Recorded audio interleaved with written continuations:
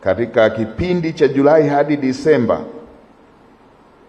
hiki kifupi tu, TAKUKURU imefanikiwa kuokoa fedha za umma zaidi ya shilingi bilioni 60.2, na fedha hizi zimerejeshwa serikalini, ndizo zimefanya kazi ya huduma za jamii. Zimepeleka dawa hospitalini, zimepeleka umeme vijijini, zimepeleka maji kwa Watanzania, zimerekebisha madaraja yaliyokatika, zimepeleka elimu, zimepeleka mchango kwenye elimu bila ada, zimepeleka kwenye mikopo ya elimu ya juu. Huu ndo muunganiko wa kazi yenu na maisha ya kila siku ya Mtanzania. Hongereni sana.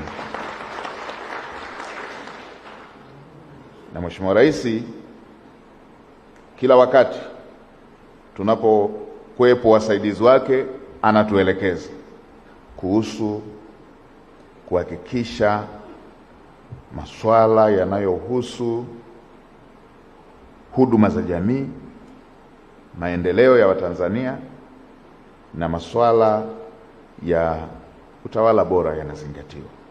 Ndiyo maana kama alivyotangulia kusema, si tu ameziimarisha taasisi hizi, pia amezipa msukumo wa kusonga mbele katika mapambano haya.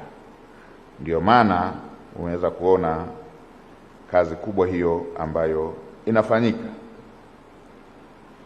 Fedha hizi ambazo nimezitaja, bilioni 60.2 kwa kipande cha Julai hadi Disemba zimeokolewa. Inaweza kutumika kuchangia afua mbalimbali katika mipango ya afya ya uzazi, mama na mtoto, ununuzi na usambazaji wa dawa muhimu, vifaa tiba na vitendanishi. Hili sio jambo dogo, hakika ni mguso chanya kwa maisha ya Watanzania.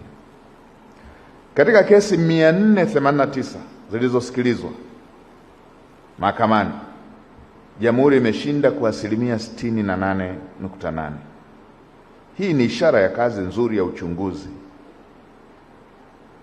ushirikiano madhubuti kati ya TAKUKURU na Mahakama ya Tanzania, ambapo kazi hii imefanyika na majibu yake yamepatikana.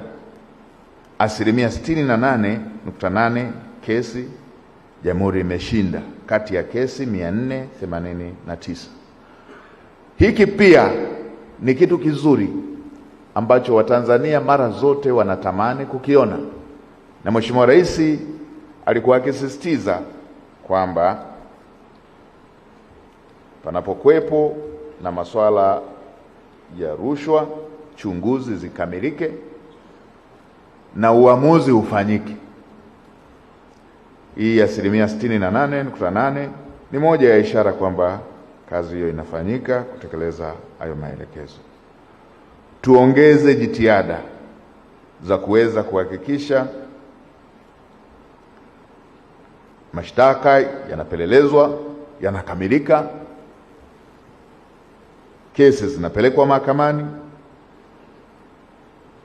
na uamuzi unafanyika.